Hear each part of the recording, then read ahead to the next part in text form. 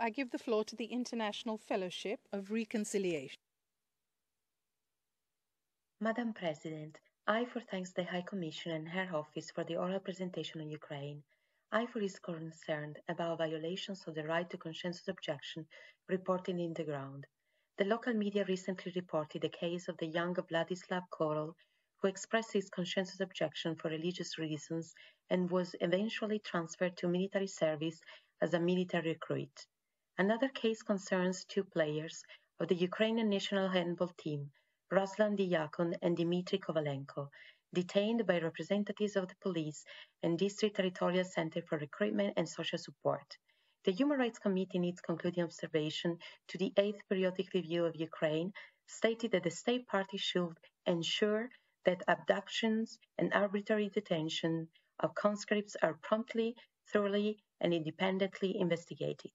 We would also like to continue to draw the attention to the case of the Ukrainian journalist and pacifist Ruslana Cotzaba, who is under trial because of a video posted in 2015 to express opposition to the military mobilization for armed conflict in eastern Ukraine. He has already spent over 500 days under arrest and has been victim of assaults by haters for whom there is still impunity. Freedom of thought, conscience, and religion is a non-derogable right, alike freedom of expression, and it continues to apply regardless of a situation of armed conflict. Thank you. Thank you. IFOR thanks to the High Commissioner and her office for the oral presentation on Ukraine. We express great concern about the militarization in the country, particularly concerning the laws on national resistance and increasing the number of the armed forces signed in the past months. We are deeply concerned about the introduction by law last July of mandatory military training of all citizens starting from the schools without any provision for conscientious objectors to military service. At the last session of the HRC, I drew the attention of the members of this council and of the High Commissioner to the case of the Ukrainian journalist and pacifist Ruslana Cotzaba, who is under trial because of a video posted in 2015 to express opposition to the military mobilization for armed conflict in eastern Ukraine.